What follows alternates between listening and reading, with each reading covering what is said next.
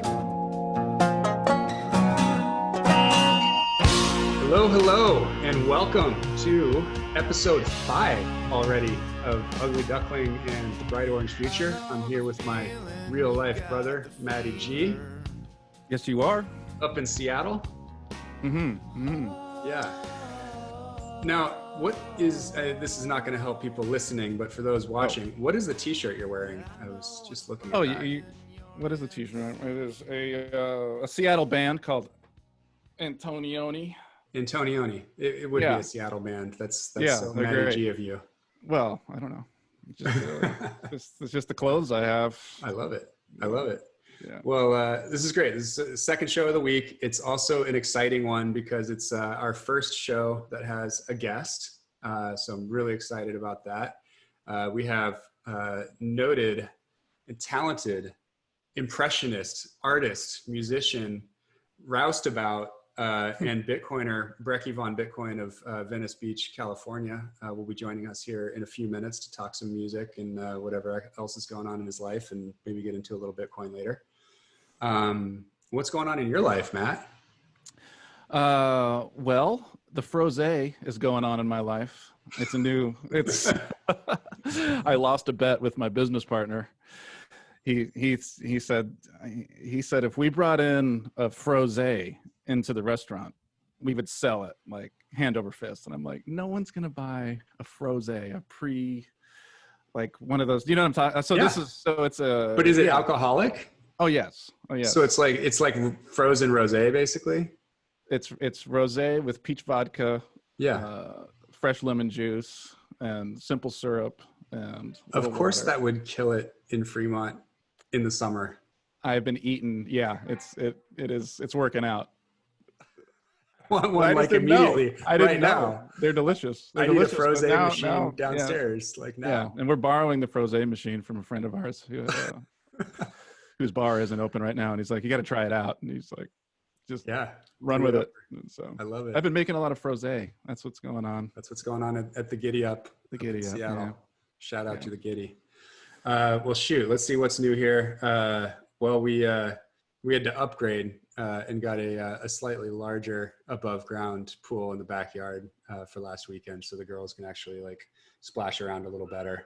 They're not going swimming anytime soon. It's not the biggest yards in the subdivision here in outside of LA, but it's more than good enough for tiny little kids to go have fun. And they don't know any better. Like that might as well be an Olympic pool to them. Oh, I'm sure it's absolutely. And it has room for me to sit in it at the same time, which is awesome. It's a lot better than the doggy pool we had before. So yeah, that's the big highlight around here. Okay, so we're going to get into, we're going to bring Brekkie in here in a minute. I would be remiss. I actually totally forgot to mention our sponsor, which is, obviously we own this channel. So swanbitcoin.com, check it out. Best way to set up automatic recurring purchases in the United States. If you want to get yourself some Bitcoin, take the emotion out of it, just steadily accumulate a little bit of Bitcoin every week, every month, every paycheck. Daily's coming soon. And basically the thesis is 96% of people in general left to their own devices will buy high and sell low. That's not what you want to do. You want to, as they say, FOMO in, fear of missing out, which is basically just like the price goes up and that's when you buy, and then you get scared when it goes down and that's when you sell. This takes that out of it and just lets you accumulate Bitcoin just like you would straight out of your paycheck into a 401k or like, equity in a mortgage in your home. That's it. I shilled as hard as I could, right at 30 seconds, done. I think that we should bring in my good buddy, been friends for about a year now, and I'm so psyched for you to get to talk to him, Matt, because you're both more musical than I am, and I can't wait for this discussion. So let's bring in Brekkie Von Bitcoin. Well, hello everybody. Thanks for having me on. The name's long. It's the Ugly Duckling and the Bright Orange Future. I got it. I nailed it. Woo. How you guys doing? Good.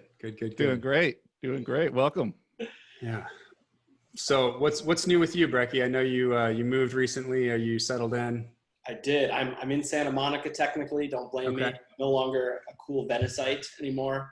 I guess I'm getting older. I turned 30 a few days ago. Yes, so, happy belated birthday. I know we toasted a few days ago, but Your ugly duckling birthday celebration is now. It is. It is. What's to say, man? I mean, this is exciting. I love hearing you guys banter back and forth. It's really cool that you guys are both real brothers. I need to start a podcast with my real brother too. Once I get him into Bitcoin also. But that'll take some time. We can you know, impart our secrets, help you along on how to pull off a brothers podcast. It's not as easy as we make it look. So yeah. Actually, we'll tell you after we figure some of them out. Well, good. I thought we would kick this off as we plan to with all of our guests. Matt, do you want to pose the question or shall I? Oh, well, why don't you? Okay. You have it down. Here we go. Okay. So, Brekkie, we'd love to know an artist or a song, band, or an album that has meant something very deep to you over the course of your life that's like stood the test of time. In Bitcoiner terms, you'd call it, you know, maybe low time preference art, something that lasts. And then tell us a little bit about why that particular piece of music or artist means so much to you. Sure. Well, I'm going to break with tradition slightly, and I'm going to tell you a song that is not one of those songs because I got a good story for it. It'll be really quick. Okay. I had a friend, and we would always go like camping, or we were at summer camp, and around the fire, like people would play important songs and things like that. And he would he always did this once a summer, and he'd get up and he said, "Everybody, I have a really, really important song to play. It's gotten me through some really tough times. And, you know, I just hope it helps you the way it helps me." And then he does this amazing guitar intro, and everyone's practically crying already. And then he starts playing "Hit Me Baby One More Time" by Britney Spears. And it's the funniest thing you've ever seen. That is not my song. That is, I just wanted to share. But that's nice. So an important song to me. I mean, this is the one that I just probably will always stick with me is John Denver's "Country Roads." Everybody loves it. Everybody sings it at karaoke, but it's my dad's favorite song, and every car trip or family gather, I don't know, we end up singing it at some point for absolutely no reason. So that's a song I'll always love. That's a nice little insight into your family, that you guys hang out and sing songs together. And so is your dad a musician as well, or? No, I'm like I was the first musician in the family, let's say. My brother and sister are musical, and I think it skipped a few generations. But no, my dad sings songs and gets the lyrics wrong. He probably doesn't even know the words to "Country Roads" aside from the first, he changes them every time he sings it. Nice. Well, Brekkie, I think, you know, I billed you before you joined as also a bit of an impressionist, and I've been seeing some of your recent attempts to get good at different characters. I feel like we need a few bars of Country Road in the character of your choosing. I can't play "Country Roads" though. You don't have to play it. Sing it. Sing it. Sing it in a character voice. And whatever character you want. Shit. Put him on the spot. Right on the spot. Ruthless. I mean, I'm working on my Trump voice. It's fantastic. It's one of the best voices I can do. It's not that good, actually. It needs some practice. Okay. Country Roads is Donald Trump. Let me think about this for a second. Country roads, take me home to the place I belong, which is Mar-a-Lago, by the way. West Virginia, beautiful state. I don't really particularly like it there, but it's a beautiful state. Mountain Mama, take me home. Country roads. How's that? Is that good enough? That was fantastic. I was really impressed at a little bit of the vibrato on some of the long notes. Passing. I was not expecting that. Flying colors. Has an interesting vocal range. You wouldn't know it, but. That is awesome. Well, that was great, man. So, you know, we do like to talk ourselves some music, and I just was feeling, I think I was listening to the 90s music on, or the 90s rock on Spotify yesterday, and it prompted me to put out okay, so who is a poll on Twitter that I put out this morning, got a few hundred votes. Who was the best early 90s Seattle rock vocalist? And The choices were Lane Staley of Alice in Chains, Eddie Vedder of Pearl Jam, Chris Cornell, Soundgarden, Kurt Cobain, Nirvana. And I think we have a statistically significant result here, which I'll share in a minute. But first, I wanted to ask Matt, like, you're on the spot here. Lane, Eddie, Chris, Kurt. And this is specifically in the early 90s. I know. The answer is Doug Marsh from Built to Spill. But okay, let's see. For me, it's Kurt. Absolutely. Okay. He's just at the level that he achieved artistically, I think, kind of puts him ahead in a way that was expressed through his vocal. Like at his best, it was a brief time though. I feel like it was a very brief time, but live at Reading, maybe we'll link that. But you know what I'm talking about, Brekkie? Live at Reading. Yeah, that show. Kurt is at the height of his powers. Special, man. He was special. Yeah. But it's a tough. I mean, the other thing is, I would say each one is the best at a certain thing. Mm-hmm. You know, so like you can't. It's like they each had something that they were the best at vocally. Even if you just broke it down to vocally. To quote the latest Will Ferrell movie, the Eurovision contest movie, music is not a competition. You know. You can try, but everyone's different. So great movie, by the way. I'm gonna pause everyone and you have to go watch this movie. Watch Eurovision. Are you serious? I am serious. If you like Will Ferrell, I love Will Ferrell. The music is incredible. I think it's one of the sleeper movies of the year. I've watched it twice already. I don't want to frame it for you. I want you to go yourself, but it was the movie I needed in 2020. Just sirens going off and protests here, and I'm just like, everything's so serious. Yeah, this is the movie I needed. Oh, I feel that healing energy right now. It feels good. So I immediately went and watched it on your reco. This is probably a week and a half, 2 weeks ago, and I was there for it the entire time. Rapt attention, absolutely loved it. Right there in the heart. Mrs. Swan was on Facebook within 10 minutes, and that was pretty much it for her. She dipped in and out of it. Truth be told, you can probably get the same effect from watching it start to finish as you can from just watching the last 20 minutes, but it's fine. Anyway, I loved it. I needed new Will Ferrell because otherwise I'm just going to watch Old School yet again or something.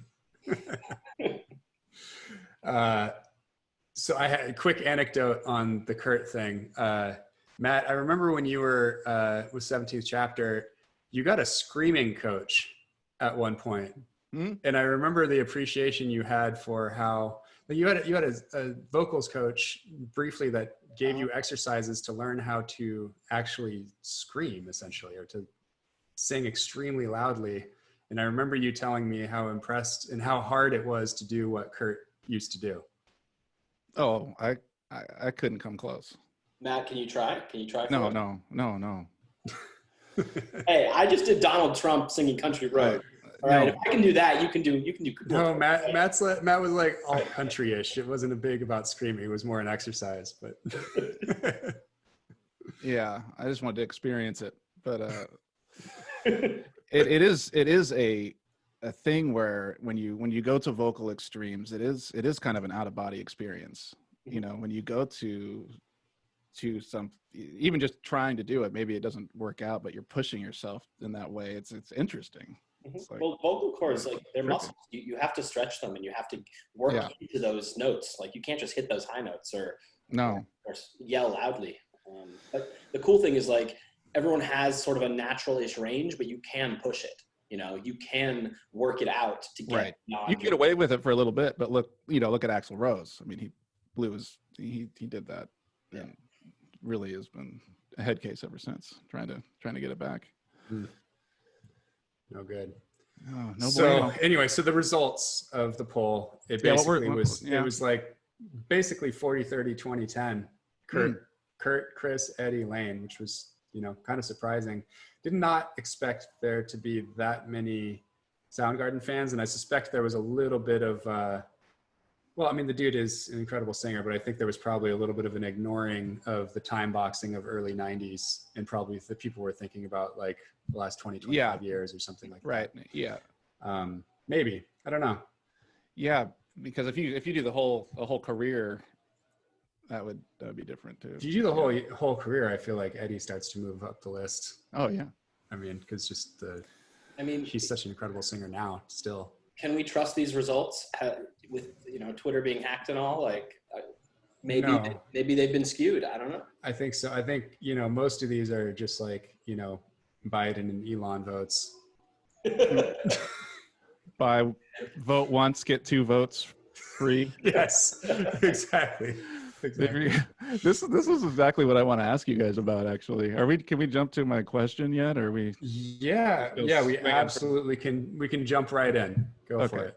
Because I get to ask my Bitcoin question as the bit curious over here.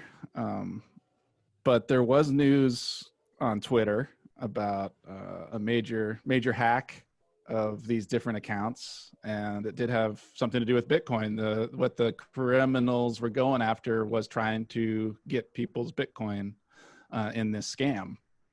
And so the question is about Bitcoin being perceived maybe, or is it maybe for criminals? I mean, I know. Is Bitcoin for criminals? So we're going to have a pretty healthy discussion about this one. We may go a little bit longer, but let's kick it off as we often plan to, with a quick summary on this topic from Jan Pritzker, who's the co-founder and CTO of Swan Bitcoin and also the author of Inventing Bitcoin. And here, so let's see what he has to say on this subject.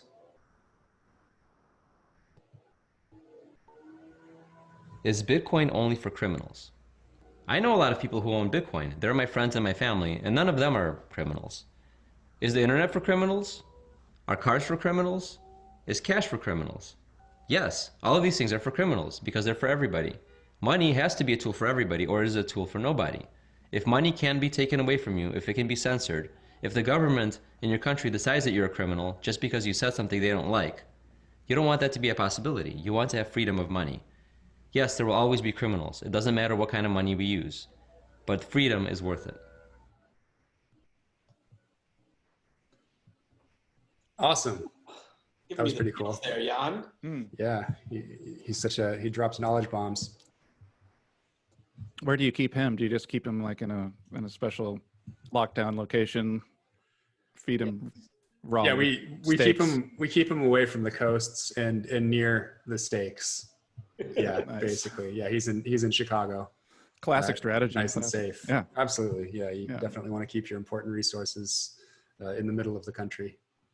Yeah, that's why Swan is decentralized. There's no.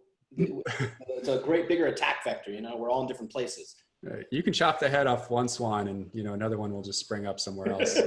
Is it Swan a Hydra? I could see that. Maybe Swidra. Create that myth, like the Swan Bitcoin. I like that. I like it. No, we should do like a 3 or 4 headed swan at Bitcoin 2021. That would be really creepy, and I think we'd lose all our customers. It'd be great.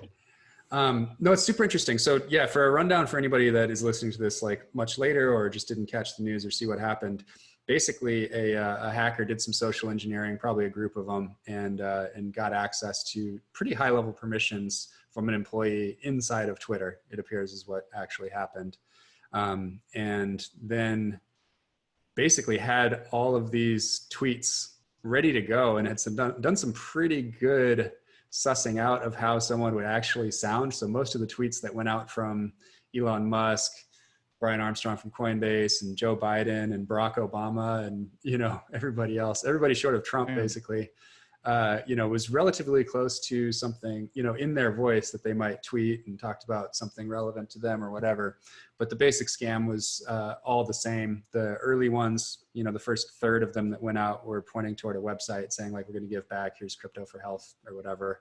Click this link and, probably was a QR code to donate Bitcoin at that point or whatever. But most of them were of the format of, send some Bitcoin to this address and we'll send you double back.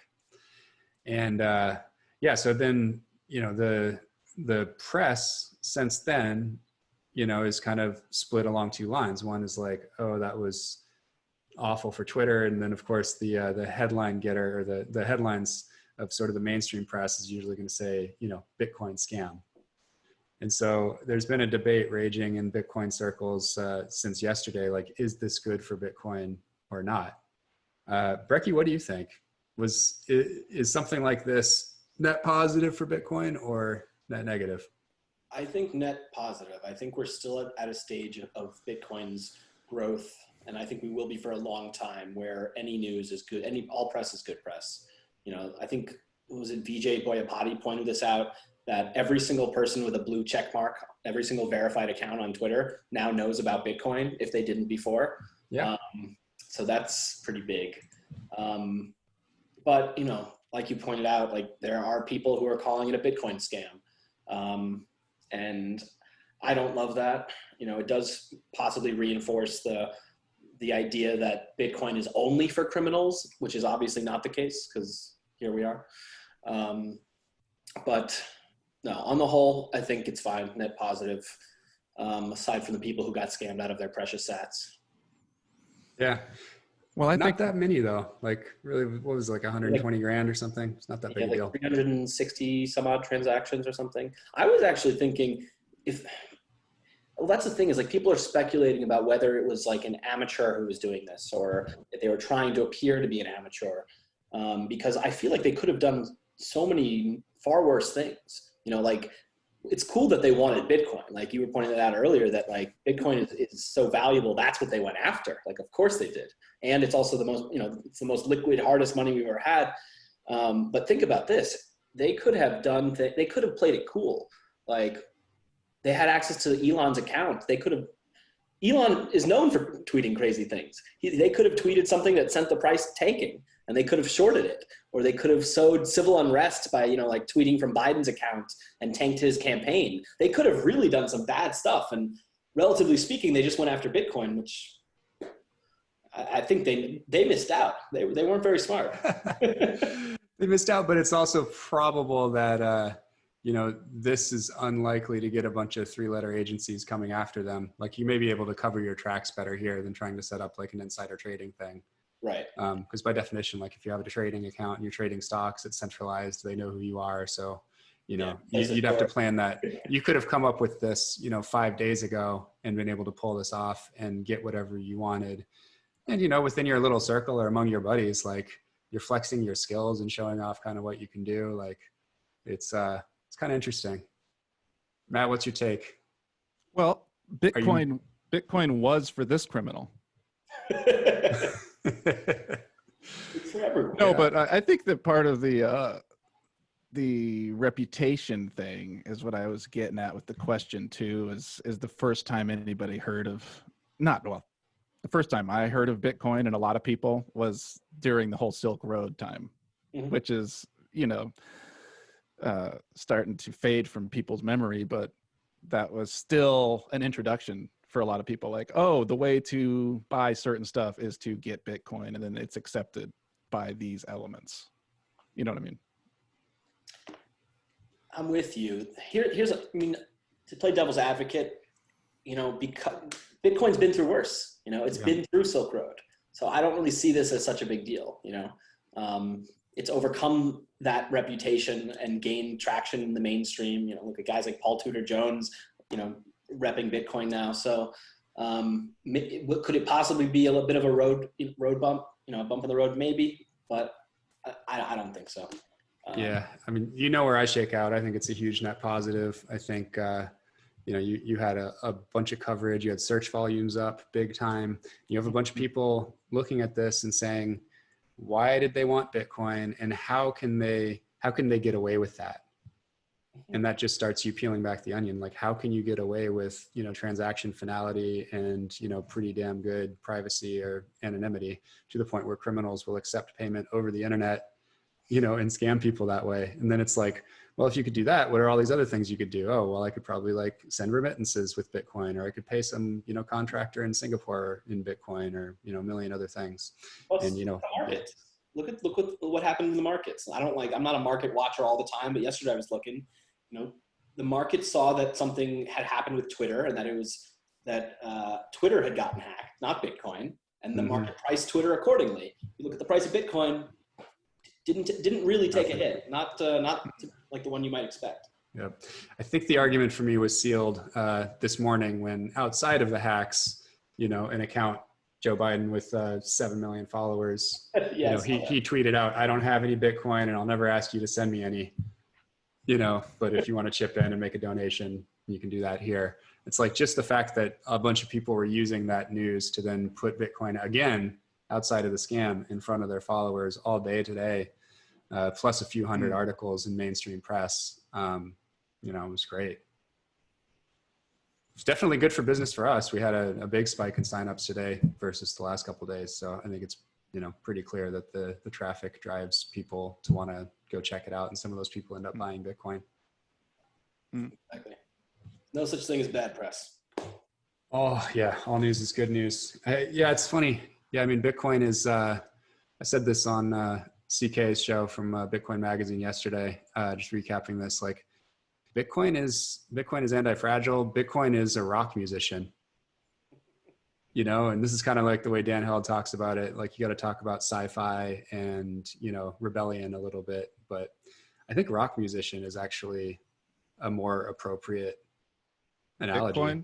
Bitcoin is a rock star. Oh, a rock star. Oh, yeah. Bitcoin is a rock star. There's like no bad news. You can bite off a rat or go help some kids in a hospital. And either way, it's good for you. Well, I was going to say that, yeah, when you said, there's no such thing as bad press, that's such a musician thing to say, especially after you get some bad press. Bitcoin's like a rock star that never ages. That's the yeah. For me, any bad press I ever got, and I didn't get a ton of press in my career, but it would hurt my feelings when it wasn't. Well, the good news is that's why I had to. Bitcoin has no feelings. I wasn't tough enough. Yeah, Bitcoin doesn't have any feelings. Bitcoin might be like a specific kind of rock star. Like maybe Bitcoin is Keith Richards. No. So which? You could so throw that anything fell at flat? him. You could. So- No, I was just saying. All right. I see where you're going. No, it's fine. So which rock star is most like Bitcoin in all of rock history? Assume that rock star lives forever. Put it on the poll. I don't think Bitcoin is a rock star. I think Bitcoin is the freaking guitar man. Okay, Bitcoin is an instrument. It's it's the basis on which rock and roll is built. Well, and then as the whole theory behind this podcast is that Bitcoin is like music. It's a universal language. Mm-hmm. That's why we talk about music and Bitcoin together, because we think these are going to be the two, universal languages that all people globally speak. One of them we all do already, and one of them about 0.1% to 0.5% of us speak so far. All right, so you want us to pick a rock star? Is that what this is? No, I think you talked me out of it because we had to go up a few levels. It was like rock star, I know it's guitar, I know it's rock, and I'm like, well, actually, here's my issue is rock stars tend to like have these meteoric rises and then like untimely deaths and things like that. So I don't want to make the association that Bitcoin is like one of these people who's going to rise and then fall. Bitcoin is just it's the bubble that keeps falling upwards. So that's why it has to be somebody like pretty old who's still alive and still putting out music. Like Paul McCartney, maybe. Like, I don't know. He's not rock and roll enough. I mean, what am I talking about? He invented rock and roll. Bro, he's not rock and roll enough though. Different kind of rock and roll. Different kind of rock and roll. I mean, anybody could have invented it. It's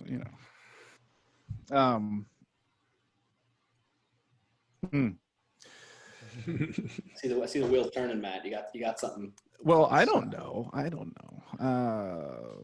know. I'm still trying to figure out what Bitcoin is. So I can't. It's still slippery to me. So it's hard for me to project on. To me, it would be a rock star at a certain part of their career. Like, because this is an ascendancy, it seems like, in terms of where you guys are projecting things going. Oh, I see. I'm saying, and this is very early on in the process. So something maybe rising up early like a phoenix, you know, like it's so, yeah. So I'm thinking of somebody that had that kind of juice. So you basically have to pick like a rock star and a year Yes. for the analogy to work. Maybe so. I think that's probably what it is. Yeah. So it's like Stones in 64 or something like that. Right. By that. Yeah. Mick Jagger. Yeah. That'll work. I dig that. Okay. Well, you know, in episode 21, we're going to tell you what Bitcoin is. So only 16 more episodes to go. Well, I can wait. Yeah. I mean, it'll be good. You'll have like some of the Time is building blocks and then we'll just explain the whole thing. So I'm going to go ahead and say that, you know, Tupac is still alive and Tupac is Satoshi. So, you know, the most rocking of rap stars, I think, is very Bitcoin, if he's still alive. I guess I'm an East Coast guy, so you know I love me some Biggie, but I'll go with your metaphor for right now. Yeah, I mean, tomato, Biggie, Tupac. All right. On that note, I think we should probably wrap up.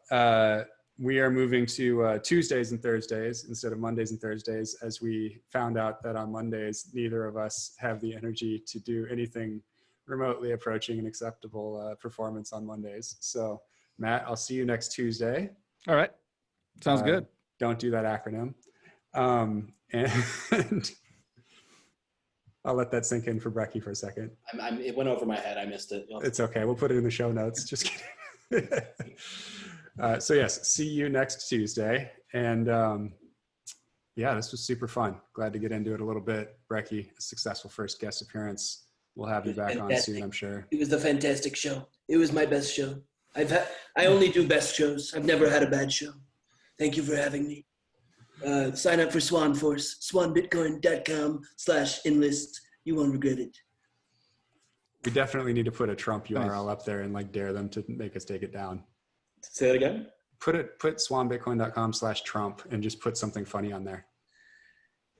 See, that's the problem. Is like he steals music, right? He steals music from all these rock stars who don't want him using their music at his rallies. Yeah. But if we were to, do it, he's the president, so he can. Why don't you just put Trump or something? TROMP. I don't know. Ooh. All right, I'm gonna do some thinking. Yeah, I thought you might. Any final thoughts about the rest of your week and how much Frosé you're going to sell tomorrow? The sky is the limit. I mean, at this point, I'm expecting lines around the block, and the future is bright. And orange. And orange, as they say around these parts. Well, Ugly Duckling, episode 5, signing off. Let the Frosé flow. See you guys next time.